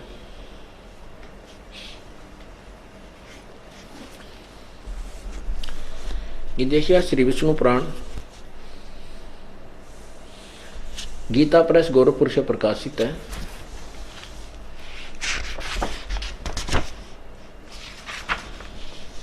इसके अनुवादक हैं श्री मुनिलाल गुप्त।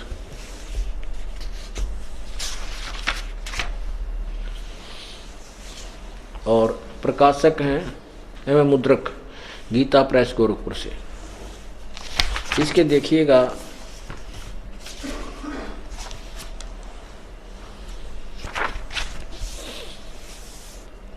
इसके 4 पृष्ठ पर अध्याय 2 प्रथम अंश पृष्ठ नंबर 4 श्री विष्णु पुराण, यहां देखिएगा।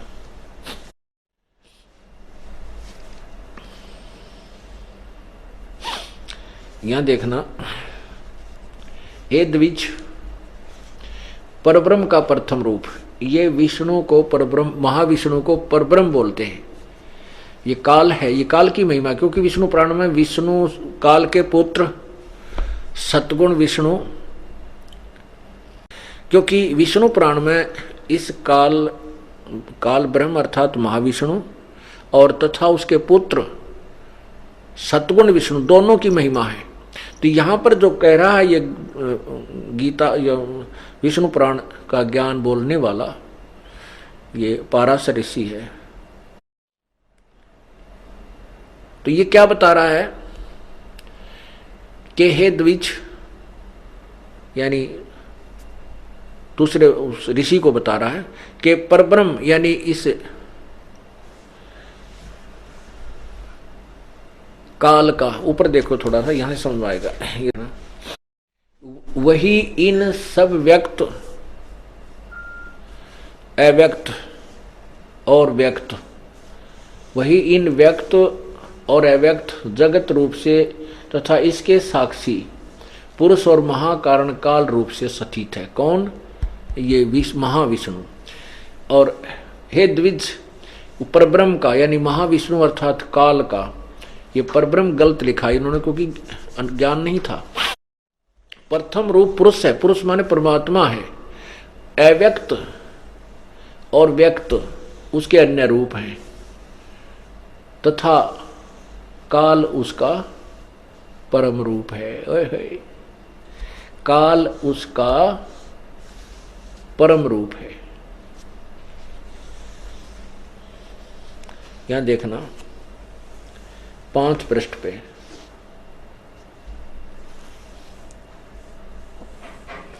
हे विप्र, विष्णु के परम स्वरूप से प्रधान और पुरुष ये 2 रूप हुए।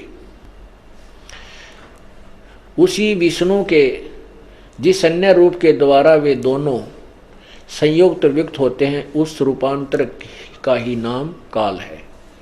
आगे देखिए, ए मैत्रेय, प्रलय काल में प्रधान के यानी प्रकृति के साम्य अवस्था में सतीत हो जाने पर, पुरुष के प्रकृति से पृथक सतीत हो जाने पर विष्णु भगवान का काल रूप परिवर्त होता है। इससे सिद्ध हो गया कि वहां जो प्रकरण है ये विष्णु अर्थात महाविष्णु का ही है। और जब ये एक ब्रह्मांड में जब ये स्वयं ये 3 प्रकार की प्रलय होती हैं। एक बार तो ये प्रलय करता है जिसमें नीचे के लोक, ब्रह्मलोक से नीचे के लोक हैं, वो विनाश में आ जाते हैं। और उस समय ये क्या करता है, कुछ समय के लिए प्रकृति दुर्गा को अलग छोड़ करके और 21वें ब्रह्मांड में चला जाता है। कहते हैं जब प्रकृति से ये अलग हो जाता है तो ये अपने वास्तविक काल रूप में परिवर्तित हो जाता है। तो इससे क्या बताया कि काल का प्रथम, परब्रह्म का प्रथम रूप तो पुरुष यानी भगवान जैसा है, और वास्तव में इसका व्यक्त और अव्यक्त इसके अन्य रूप हैं। क्योंकि व्यक्त और अव्यक्त किसी के सामने आता नहीं। गीता जी अध्याय नंबर 7 के श्लोक 24 और 25 में कहा है कि ये मूर्ख लोग मुझे कृष्ण मान रहे हैं, मुझे अव्यक्त को व्यक्त मान रहे हैं, मैं अपनी योग माया से छुपा रहता हूं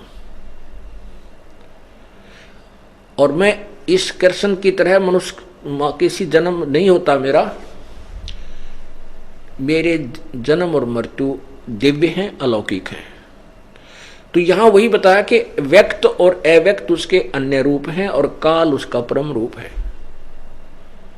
व्यक्त जैसे वो महाविष्णु, महाब्रह्मा, महाशिव रूप में व्यक्त हो जाता है, अव्यक्त वो वास्तविक रूप में अलग रहता है, गुप्त रहता है। तो इस प्रकार इस काल को जिसको हम भगवान मान रहे हैं ये परमात्मा नहीं है। तो क्या बता रहे थे परमात्मा? इस झूठे सुख को सुख कहे ये मान रहा मन मोद, ये सकल चबीना काल का कुछ मुख में कुछ गोद। बेटा जाया खुशी हुई भाई खूब बजाए थाल, ये तो आना जाना लगा हुआ है ज्यों कीड़ी का नाड़।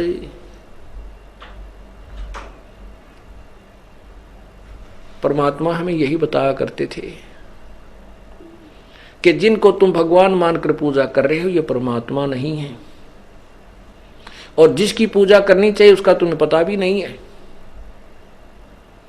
परमात्मा कहते मैं रोवत हूं सृष्टि को, ये सृष्टि रोवे मोहे।